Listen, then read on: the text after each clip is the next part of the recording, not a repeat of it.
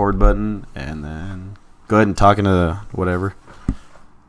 You. Yep, looks good. All right. Let me check this, make sure it's good. Check your mic real quick. Hello. All right, let me see if I can turn this off. All right, yours is good too. All right. So, let's do it. Hey, what's up, guys? We are back with another installment of the Dom&Joe podcast. Today, we have a very special guest, somebody that we had to go back and forth with for quite a bit, but now we are finally here. We both have very busy schedules, so it worked out eventually. So now we have tough contender and winner Andre Petroski with us live right now. What's up, Andre? What's going on, guys? Hey. So, yeah, we just wanted to ask you some quick questions, just talking, whatever. But, Sounds. yeah. So I had a quick question. Did you see, I think it was the Dana White Contender Series, did you see Dana White talk about Oscar De La Hoya? Recently? Yeah, it was like 3-4 days ago. No, I didn't. Oh, my goodness. He ripped Oscar an anus for like 20 minutes. It was nuts. I've heard him do it before, maybe like a couple weeks ago or a month ago, but I didn't see the one 4 days ago. What was it? Who posted it? It was the Mac Life, I think, is the ones that did that. Got you. Yeah, but he was talking about fighter pay. He was talking a lot about that stuff. So I was just interested on your point of view on the fighter pay. If we could get into that for 5 seconds, if you want to, because you're the only one who really. Yeah, for sure. If you're the one who like truly knows, you're the one on the inside. So. I don't necessarily have an issue with the fighter pay. Mm-hmm. I think that. Did you see Kevin Holland's interview? No, but I saw that he talked about Sean Brady for 5 seconds. I saw that on somebody's Instagram story. Kevin had a really good point, and Kevin was look, if you're not happy about how much you get paid, you should probably fight more. Mm-hmm. For one, which I kind of agree with, and it is true. We do we're probably in the most violent sport there is. Mm-hmm. Maybe us or boxing, I don't really know, but yeah, we do permanent damage to ourselves, so we should be compensated. Yeah. But I think that there's a lot of opportunities for us, and I think that a lot of people don't take advantage of them, and then kind of just sit back and bitch about that they're not getting paid enough money. Mm-hmm. I think that for me personally, I'm hey, I want to do the Emerald City Invitational on December 4th. It's $10,000 for the winner. And the UFC's yeah, 100%, go do it. They're not trying to hold me back. They're not trying to fucking lock me down and be no, you can't go out there and make money. No, they don't give, you know what I mean? They're yeah, 100%. Go out there, grow yourself, make more money. Yeah. So, if you're kind of sitting at home, not doing shit, bro, I hustle. I fucking hustle. I do privates every single day. I fucking work. I hustle. I fight. I'll do whatever. I hustle. I make it work. You know what I mean? So, yeah. I'm not complaining. If you're kind of sitting on your ass, yeah, could we be making more compared to other sports? Yeah. Could the percentages be better? Yeah. But, I think that, fighting saved my life, so. Yeah. My perspective here, I'm not complaining. Mm-hmm. So, real quick, you said that, you are busting your ass, going on doing different events, etc. And I feel like that's also has to do with, where you're from. You have a team of killers, you, Sean Brady. Your head coaches are the bomb. You guys are killers doing it nuts. And you have Patrick Sabatini too, right? Yes, correct. Yeah, you guys are just killing it down there. I watch a lot. Like I follow a lot of you guys, and I feel like because the last card you were on, Patrick Sabatini was on that too, right? Yeah, we both fought the same night. And then you guys both won, and like I just feel like you guys don't even get a chance to like display your full power because the fight's already over. You know what I mean? Like I think Patrick had was it first round heel hook? Like yeah, that's our last 6 fights in the UFC have been like a little over a year. Our last 6 fights, and we finished 5 of them. We won all 6 and 5 by finish. Yeah, that's in UFC. Yeah, that's crazy. Yeah, I mean, you guys don't even like get enough octagon time to show your striking or your really anything. You guys' jiu-jitsu and wrestling is just absolutely out of this world, in my opinion. Like, I don't see any other team doing it as good as you guys, honestly. And I think you guys are definitely like these Philly fighters are on a aggressive come up all of a sudden, and that just shows like the hustle and the work that you guys put in every day. It's impressive. You guys' team a bunch of badasses, honestly. Thank you, bud. I appreciate that. Yeah, and I'm glad people are starting to notice. You know. Yeah. Yeah, but then back to the fighter pay thing. I think so Oscar De La Hoya's main point. So after the Ortega and Volkanovski fight, he tagged Volkanovski in a Twitter, and he's like, you're the best, but you definitely aren't getting paid your worth, right? And Dana just completely sat down and shredded him apart. So his main thing was that last Triller Oscar De La Hoya event, whatever it was, the only guys who got a substantial amount of pay were the top 4 guys. The rest of the fighters, out of the 24 fighters, got less than what the UFC starter pays for the Contender Series. So those guys were making less than what they make on the Contender Series on a Triller headliner like that. So I feel like that's where Oscar De La Hoya thinks he's correct in that way, which is nuts that just to think of that. Like, these guys aren't even signed or have contracts. You know, they're on the Contender Series, and they're making more than like 17 other guys on a Triller headliner freaking crazy super show. Yeah, and I mean, from what I've heard, the boxing model is it is different than like MMA. So from what I've heard or what I've read, and you might know more than I do, but the boxing model is that the main event gets like, you know, maybe 50% of the total revenue for the show, right? And the guys on the undercard will get much less, and the promotion will get, you know, like a little bit more. The UFC is like the promotion gets a majority of the money, and then like the main event will get like, you know, more, but everyone is it's not as much of a difference between the main event and the undercard.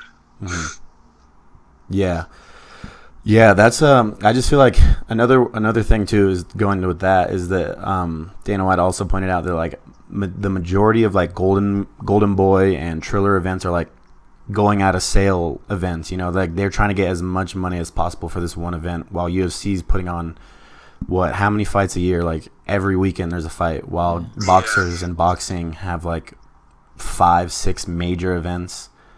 You know, so and then they're down. Yeah.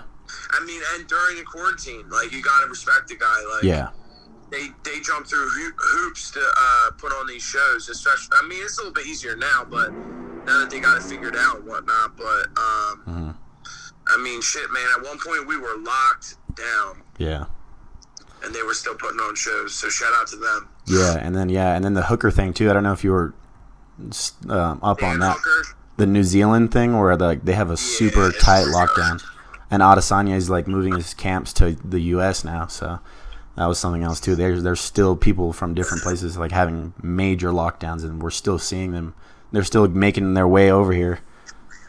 Yeah, I still follow that Aaron Jeffrey. He fought on the Contender Series Tuesday. Yeah. And when he was up here, he fought for that CFFC title in Philly.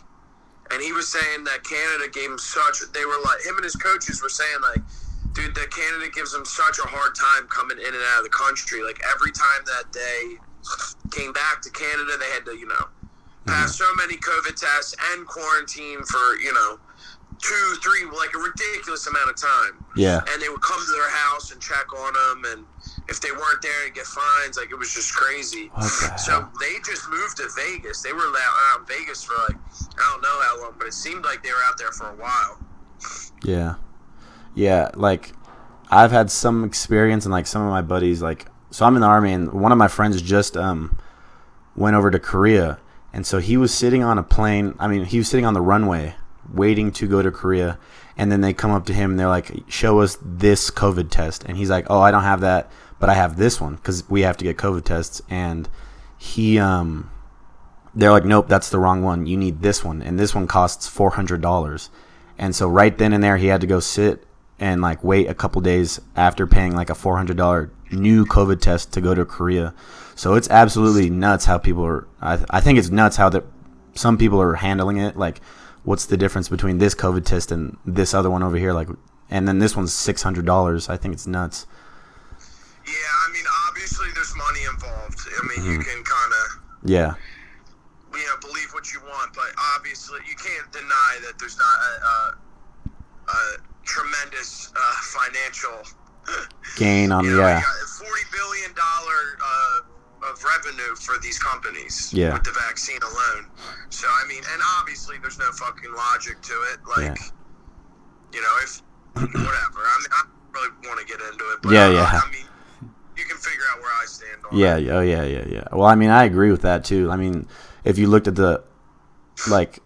if you invested in stocks and stuff like that, you definitely saw their stocks shot up when shit started hitting the fan in like February, last year, almost 2 years now. So I mean, it's crazy now. So, and it's crazy that we're about to go on year 2 in a second. Like couple of months now, we're gonna be on year 2 of lockdown. Like all this crazy stuff with masks. I think it's nuts. Yeah, my daughter, I picked her up from daycare yesterday, and she was wearing a mask. I'm like, get this shit off. Yeah. It broke my heart to see a 2-year-old wearing a mask. Yeah. One of your partners, Sean, I heard that because I believe his fiance is a nurse, correct? And and she always tells him like, oh, it's just blah blah blah. But as soon as he gets out of a store, as soon as it's ripped off immediately, the mask, like when it was mandated to have to wear masks, he would like rip it off immediately. That's exactly how I was too. It's like I'd take that shit off as soon as I possibly can. Just like, I don't know, there's no like logic behind it. Like, I already had it one, so now you're immortal. So I don't know. Yeah, but in other countries like Korea, for one, they have them wearing 2 masks, which, what the hell? Like, I'm not sure. I don't even know what the reasoning that was. I think that like they just like, I don't know if they necessarily lied or just like didn't know the truth, but like they said, at least the CDC and like on the news, like they said so much different shit, so many conflicting things that like you don't know what to believe now. And for me, at least for me, like I don't believe anything they say. It's like first it was like, the masks, you gotta wear masks. And it was like, oh, they don't work. Only the N95 masks work. Oh, yeah. And then, like, oh, you gotta wear 2 masks. And then, like, then it was you gotta get the vaccine. And then from the vaccine, it was like, oh, well, if you have the vaccine, you still have to wear the mask. It's like, what are you talking about? How does this make any sense to me? Yeah. And then it's like, oh, well, if you have the vaccine and the vaccine works, like, why do you care if I get the vaccine? Yeah. True. Do you have? Are you? Nothing makes sense. Yeah. Are you vaccinated? Just curious. No. Yeah.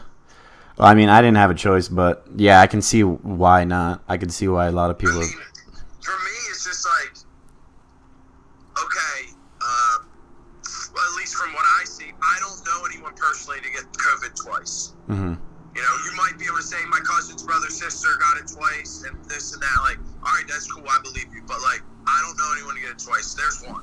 I already had it, and it wasn't that bad, to be honest. So like, even if I did get it again, concerned about it Yeah. too. And like, so like for the small chance that like maybe this vaccine like doesn't fuck me up and like increases my antibodies, I have the risk of like potentially having like an adverse reaction. For like, if you're looking at it this like a business proposal, like you're not selling this to me very well. Like, Yeah. Yeah, well, they have the president on their side, so they can push that all they want. They can make it mandatory to do this and that. I mean, I know some places are like, they're not letting you in if you aren't vaccinated or are vaccinated. You have to be vaccinated. So, I mean, I've seen some crazy stuff everywhere. I'm like, what? This is nuts. California's crazy. Everywhere is just nuts. I think that, like, I mean, I don't know if it's inevitable or not, if, like, we'll all be made forced to get there. Like, I'm not, you know what I mean? I'm not, like, gonna go crawl in a hole to, like, avoid getting the vaccine if that's what it comes to. It's sad. Yeah. But, like, if that's what it is, like, I'm not gonna go crawl in a hole. Like, yeah. I know, like, yeah. So with my my very little bit of research, Yeah. like, I'm not a fucking scientist at all. It seems as if, though, like, the MMR is kind of like what scares me. And the Johnson & Johnson vaccine was the one that didn't have the MMR. And which my understanding was that the Johnson & Johnson vaccine was just the virus. Yeah. With that being said, like, if I was forced to get one, like, that seems like the obvious choice to me. Yeah, okay, yeah. I get you. Yeah. Because the MMR, am I saying this right? MMR? Yeah.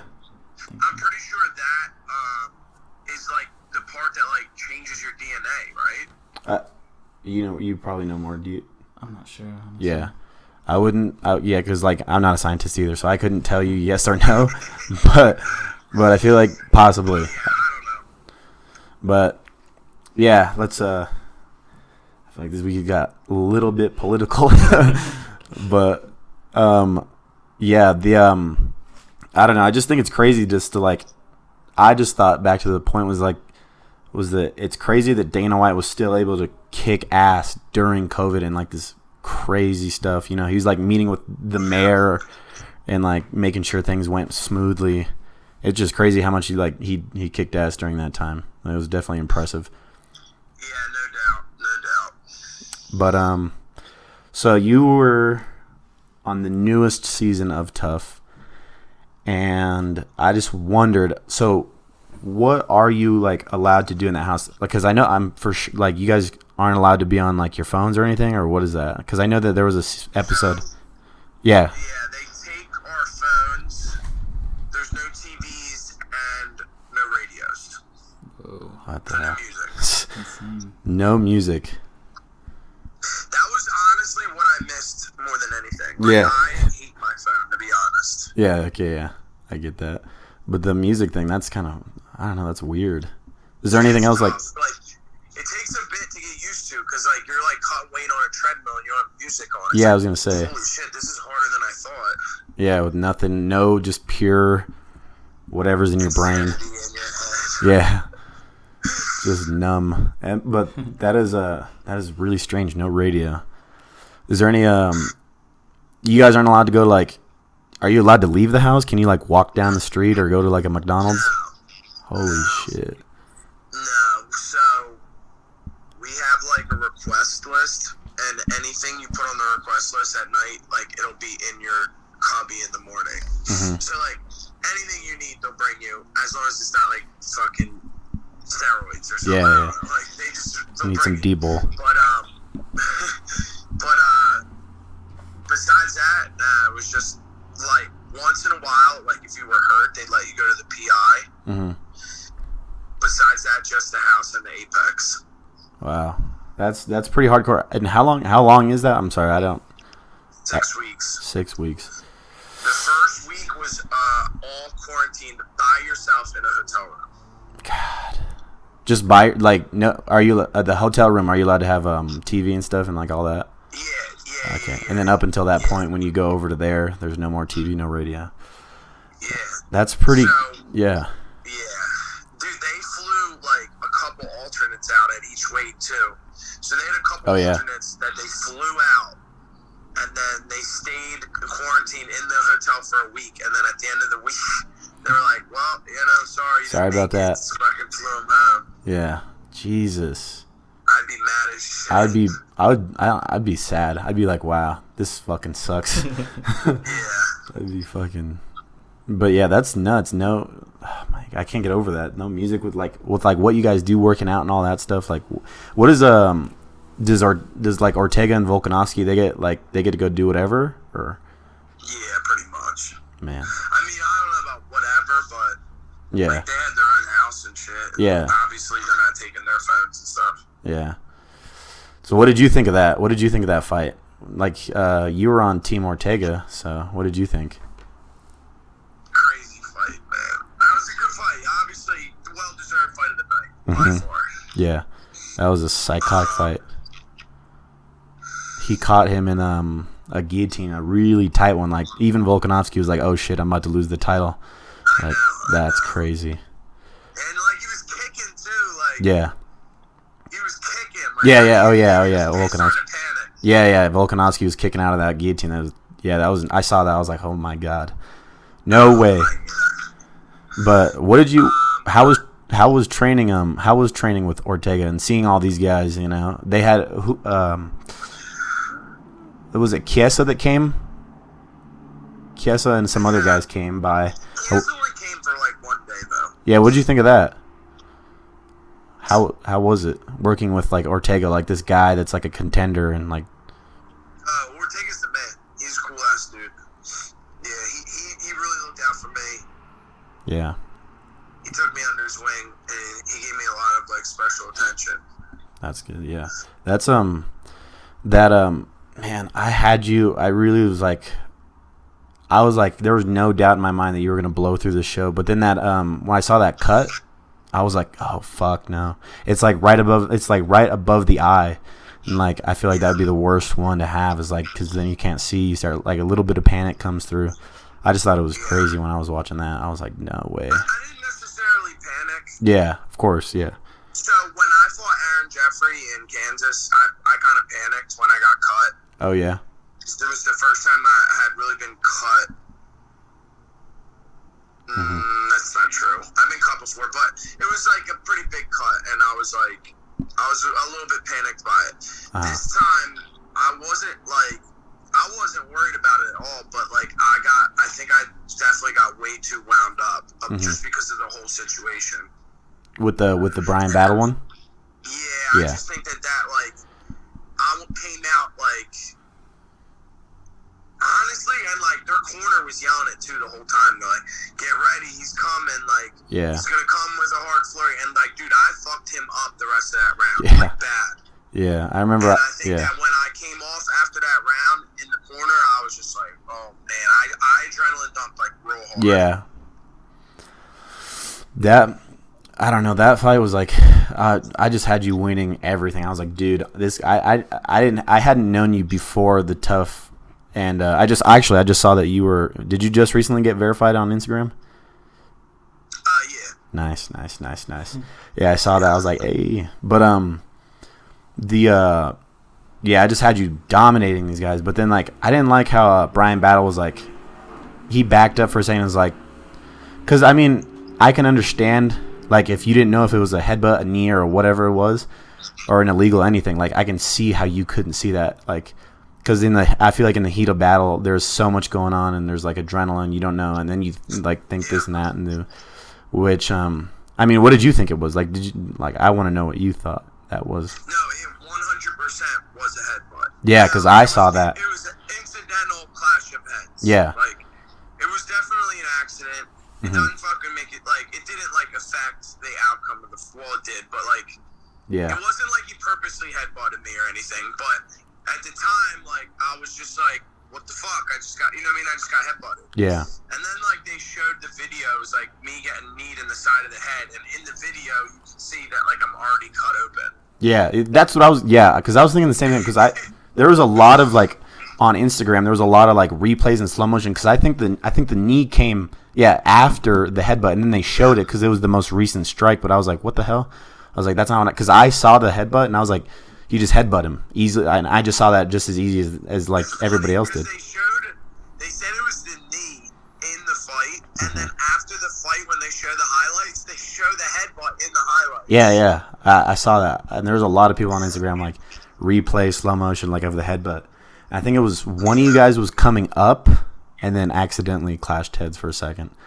Yeah, so I was trying to throw an elbow, and I had like a grip on his wrist, and I was trying to roll the wrist into an elbow, and he was like already kind of in tight for the clinch. And when I went to throw the elbow, like, I don't know. Honestly, it could have been me coming in just as much as him. Yeah. But, yeah.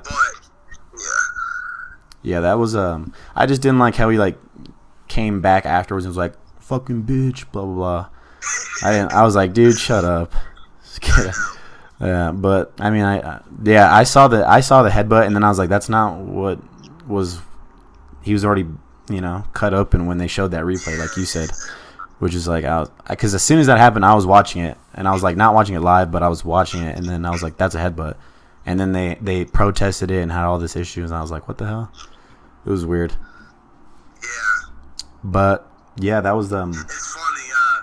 In the after Tough show, like Chael Sonnen was like, yeah, I think Petroski was trying to get a little bit of a breather there. Nah. And I sent him the video of the headbutt, and I was like, yo, you owe me a match on your submission. Your sug? Yeah.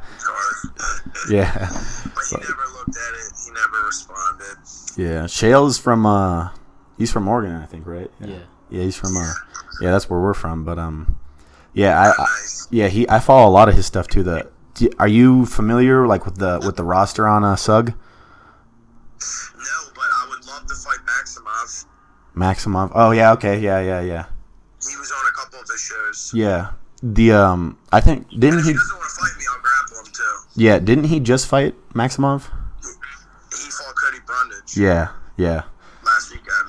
Yeah, that guy's, I think he's from Oregon, too. I think he's from... Cody Brundage? Yeah, I think so. Nah, he's from Michigan. Oh, okay, then. Maybe he's training He's out. from Michigan, and now he's in Denver. Yeah. Oh, I'm in Denver. But, Nice. But yeah, if you are familiar with a little bit of the highlight guys, Andy Villanueva, some shit like that. Do you know who that is? Andy Villanueva. It's like Andy Villanueva. He's a Sug guy. He trains a lot with Eddie Bravo too. No.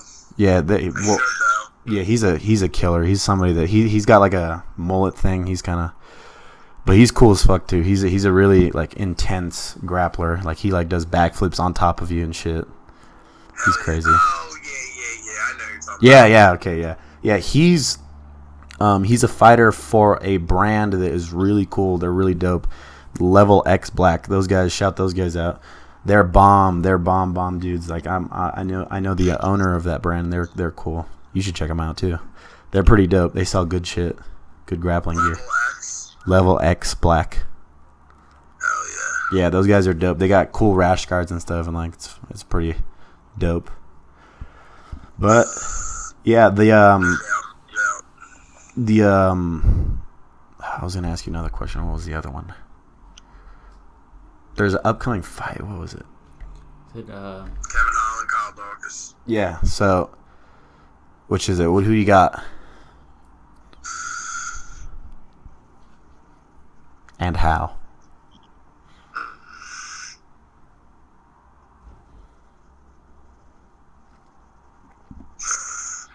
Man.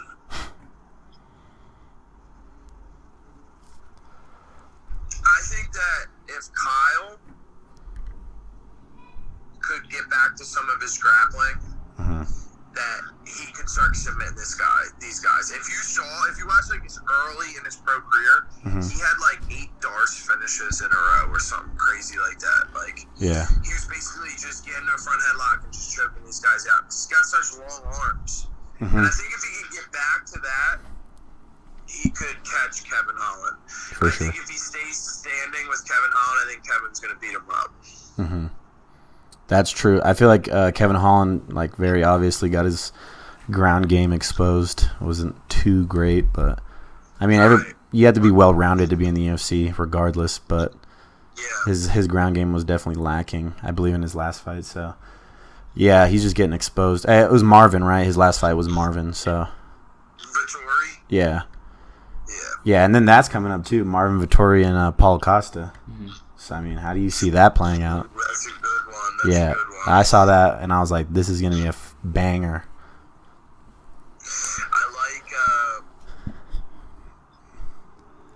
I like Paulo Costa. Yep. Okay. But man, that's a tough one. Because they're big boys for their weight class. They are massively when they're in the octagon, they're like way over. Like they're like 220, I believe, like 215. Like I think Marvin actually is the heaviest in middleweight division. So really, yeah, like for how tall he is, I think he is. How tall is he? He's a 6'1", and then when he walks in the octagon, he's at his heaviest, and I believe he's like the heaviest when he's walking in, like out of the roster. I think that was a fact that popped up in the UFC. How much? I think it's like he's walking into the octagon after a weight cut, making weight. He's like 215, 220 almost. And like, I mean, does it play to an advantage to be heavier, but then like fight somebody like Adesanya? I don't know, because like we saw how that fight went down. He was gassing. I think he was holding on for life. Vettori for sure. Yeah, I think it all depends how you do it, you know, and if you do it the right way, if you know what you're doing. I used to cut a lot of weight. I don't cut a lot of weight anymore. Yeah. Because didn't you fight at 170 too? I mean 170 as well. When I was an amateur, I got down to 75. Yeah, that's yeah. I mean you're a big guy too. You're massive. So when you're walking in, I could make 70. Like I only weigh like 195 right now. Mm-hmm. But I don't know. I just like fucking up dudes at 185. Honestly. Yeah. Yep. That's. I mean, hey. Like your main advantage is your wrestling. So I mean. Yeah. You guys, like I said, your grappling is amazing, and it's like killers down in Philly. It's like a you know, give and take. Like if I go down to 70, like it'll be way easier to like hold these guys down. You know, like once I take them down, like they're not getting back up. For sure. But then at 85, I can fight like every month. You know what I mean? Like if they call me and say like, hey, you want to fight in a week? Like I'm fucking. You know what I mean? I'm good. I can make weight and fucking fight tomorrow. Yeah, for sure. So I'm good to go. With 70, like I'm gonna need like fucking 5-6 weeks. And it's like. Yeah. I get that, yeah. But the Marvin and Costa, what do you think of that? How's that go down? I don't know. I gotta see the weigh-ins. I gotta see what they look like. Yeah, I mean, I gotta look into their eyes. Yeah, Costa sometimes to me looks like a little drained in the weigh-ins. I mean. Well, yeah, wasn't he drunk his last fight? Yeah. I mean that's what he said. He said he was drinking and then all of a sudden he finished like a whole bottle, then another bottle, and he was hungover. I was like, yeah. Yeah, he said he couldn't sleep or something. Yeah, so he was that's what he said he does. He drinks wine to like relax and then ended up finishing the bottle. That's a crazy Brazilian right there. Yeah. I mean, what do you do for your like after the weigh-ins? What are you doing? Like, how can you even relax or sleep a day prior to like a major fight?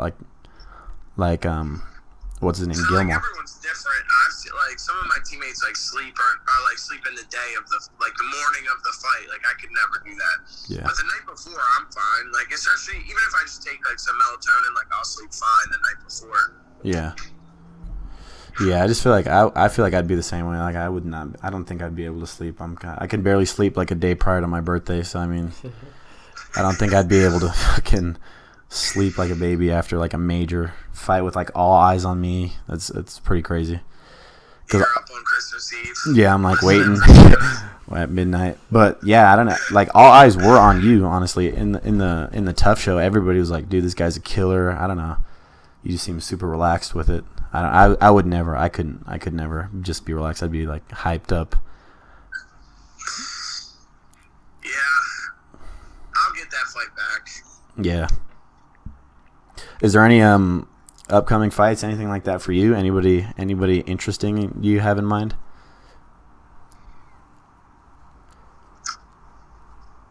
I would really like to fight that Maximov kid. Yeah. In the UFC or? Hell yeah. Okay. Yeah. What you mean? I mean, Do you you guys. ever run into him at the supermarket? No, thought we were talking about Submission Underground for a second, but Oh, yeah. Dude, Kevin Holland? Hell yeah. yeah. Love it. But yeah, that'd be a dope ass fight. So there's nothing offered to you on the table right now? Dude, I'll grapple anyone, honestly. I'm not like, you know what I mean? It's Yeah. grappling. I mean, that's how you like. I feel like you guys are. You guys aren't really picky and choosy. You'll smash anybody, so not surprising. Yeah, for sure. But that's pretty dope. You got anything else you got to do during the day? You guys doing some other stuff? Because we're about to head out too. But Yeah, I gotta pick my daughter up from daycare. dope. Well, I hope you guys enjoyed this small little 30-minute clip of Andre and us. Andre, you're the best. You're the man. You guys' teams, killers. Keep running through these guys. You guys are the best. I can't even think of a better team than you guys, honestly. I appreciate it, man. Thank All right. you. Yep. Anything you want to say to these guys? Yeah, you too. Yes. Can you hear me? All right, he hung up. He didn't hear me. But so what did you guys think of that? We talked to Andre. That was pretty cool. We did it.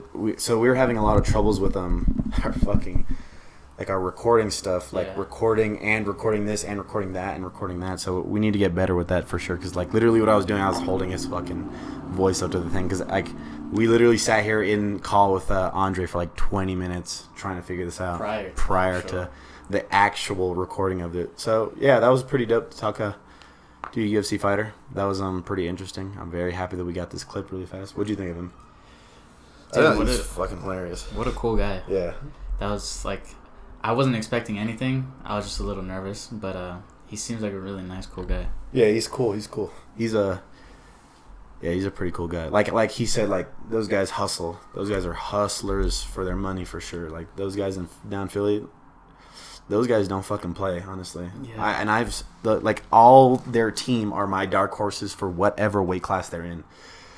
Hey, oh man, but I was gonna ask him who's he have for.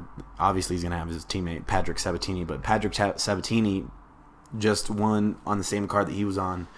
It was a fight night, I believe, and